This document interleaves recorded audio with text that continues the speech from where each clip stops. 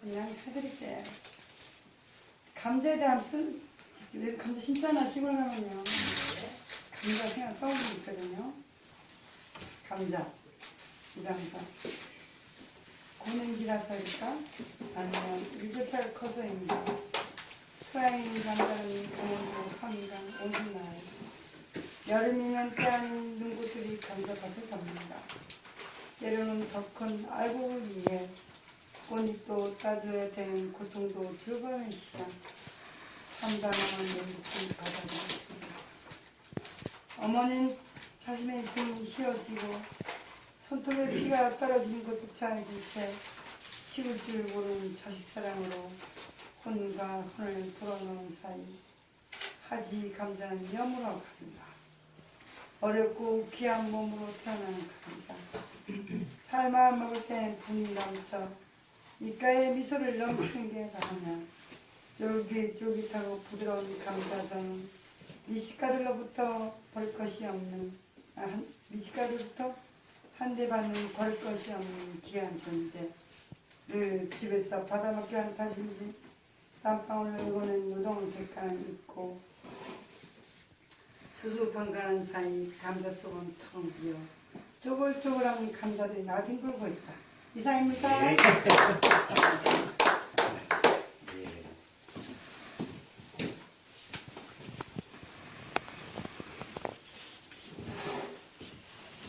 감자 이정상 고냉지라서일까 아니면 일교차가 커서인가 토양이 남다른 강원도 산간 오지마을. 강원도에 면적하고 지구상에 존재하는 여러 나라 248개 나라가 있잖아요. 그 나라와 그 나라 중에 한 개 나라하고 강원도 면적하고 크기가 비슷한 나라가 어느 나라입니까? 퀴즈입니다.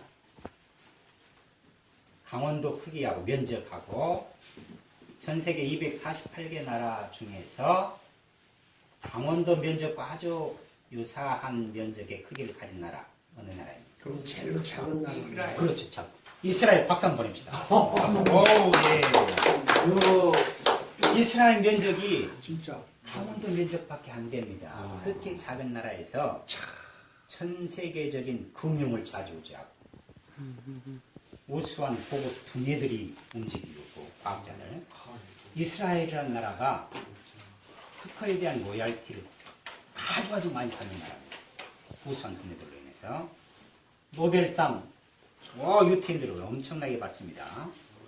그만큼 우수한 민족들이 이스라엘에 사는데 아주 토지가 고가의 면적이 적다는 것입니다.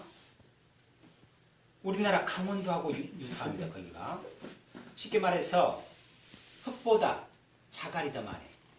이 토지 전체가 그렇게 빈약합니다. 척박합니다. 그런 나라가 이스라엘입니다.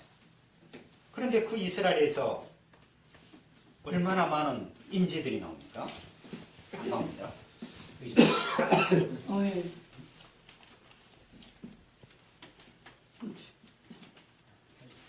그 작은 나라이면서도 사막이 대부분이에요. 예, 그렇습니다. 그래서 흙보다 자갈이 더 많은 나라입니다. 광물 자원 거의 없습니다.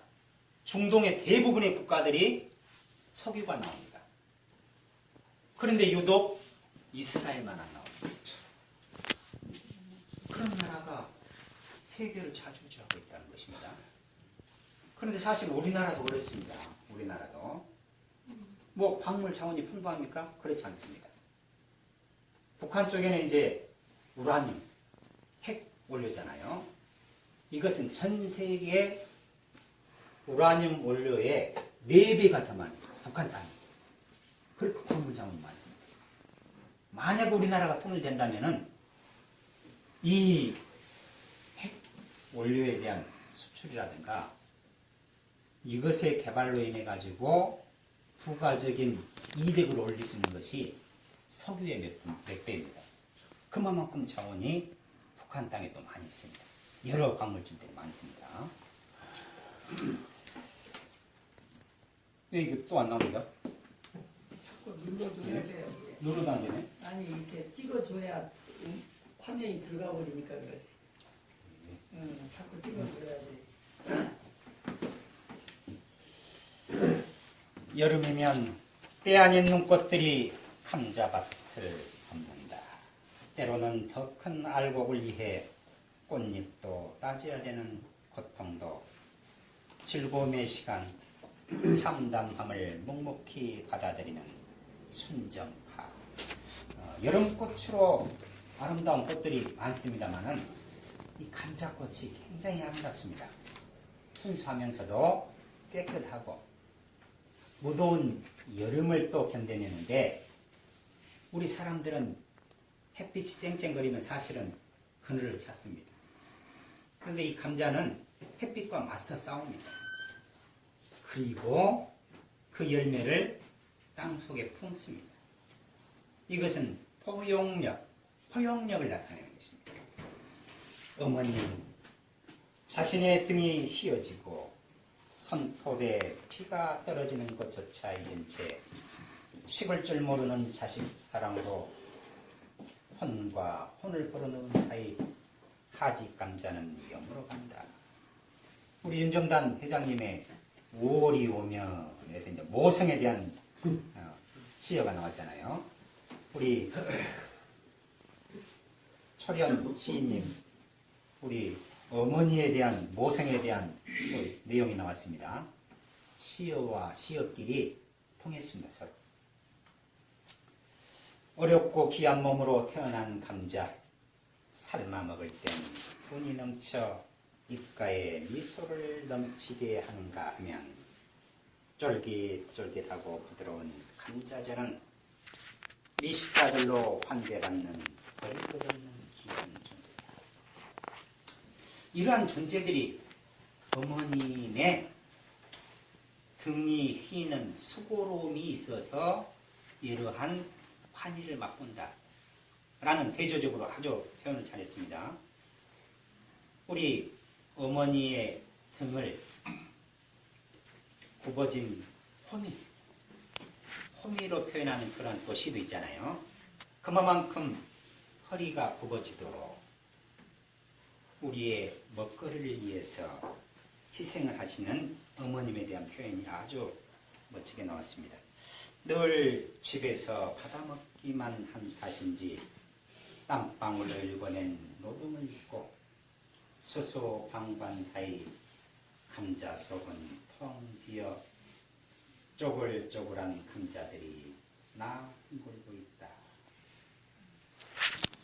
어느 콩이 됐든 감자가 됐든 고구마가 됐든 우리 농부의 손이 한두 번이 가지 않잖아요.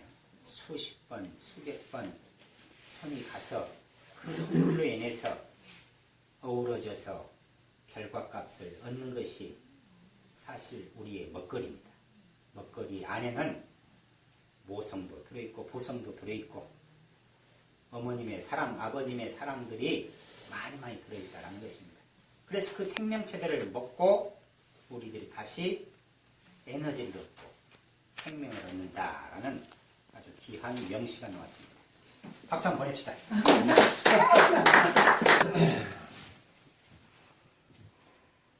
서시 윤동주. 죽는 날까지 하늘을 우러러 잎새이는 바람에도 나는 괴로워했다. 모든 죽어가는 것을 사랑해야지. 그리고 나에게 주어진 길을 걸어가야겠다. 오늘 밤에도 별이 바람에 스치운다. 감사합니다.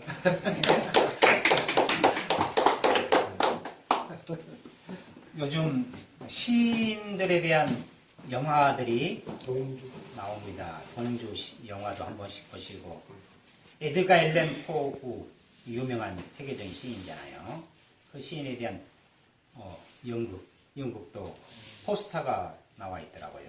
그래서 관심을 가지시고 여러분들이 지금 살아생전에는 시로 인해서 명성을 날리지 못하더라도 우리 후손들에게 비춰지는 여러분들의 시는 명시가 된다는 것입니다. 사실 에드가 앨런 포우라든가 윤동주 시인 마찬가지입니다. 살아생전에 명시라고 소문이 난 시가 없었습니다.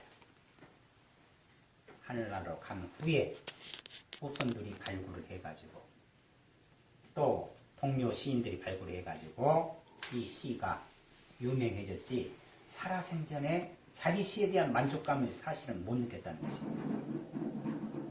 여러분도 마찬가지로 내가 쓴 시에, 여러분들이 쓴 시에 만족감이 없을 수도 있습니다.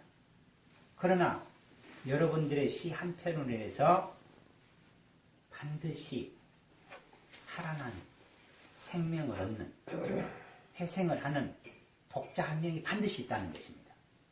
그 독자를 위해서 우리는 오늘 또 시를 써야 되는 것입니다. 이것이 소명감으로 나와야 됩니다. 소명감으로.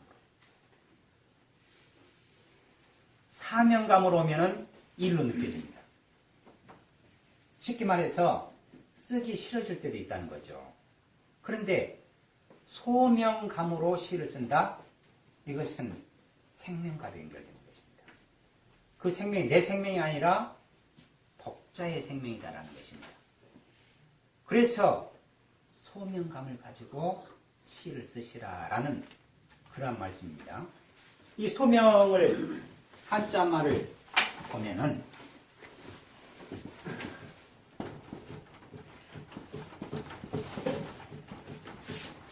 이겁니다. 칼도자 밑에 입구입니다. 늘상 강조하지만은 칼을 목숨을 앗아가는 칼을 어디에 댄다? 입에 댄다라는 것입니다. 입에 대고 목에 대고 당신의 업무를 할 것입니까 말 것입니까 라고 물어본다는 것입니다. 그래서 이 소명이라는 것이 사명을 앞섭니다. 사명은 일에 대한 것이잖아요. 이 일을 능가하는 것이 소명입니다. 우리 김근상 회장님 소명감으로 40년이 넘도록 봉사하고 계시는 것입니다. 이것이 바로 소명입니다. 만약에 사명으로 생각했다, 일로 생각했다, 팍팍해서 지치게 됩니다. 그런데 소명감이 있다, 절대 지치지 않습니다. 하면 할수록 에너지가 넘쳐납니다. 시에 대한 것도 마찬가지입니다. 시를 소명감으로 쓰신다, 절대 지치지 않습니다. 에너지가 더 넘쳐납니다. 그래서 시를 쓰시되 소명감으로 쓰시라. 영화를 보더라도 소명감 의식을 가지고 영화를 보면은 월등 이해가 더 빠르겠죠.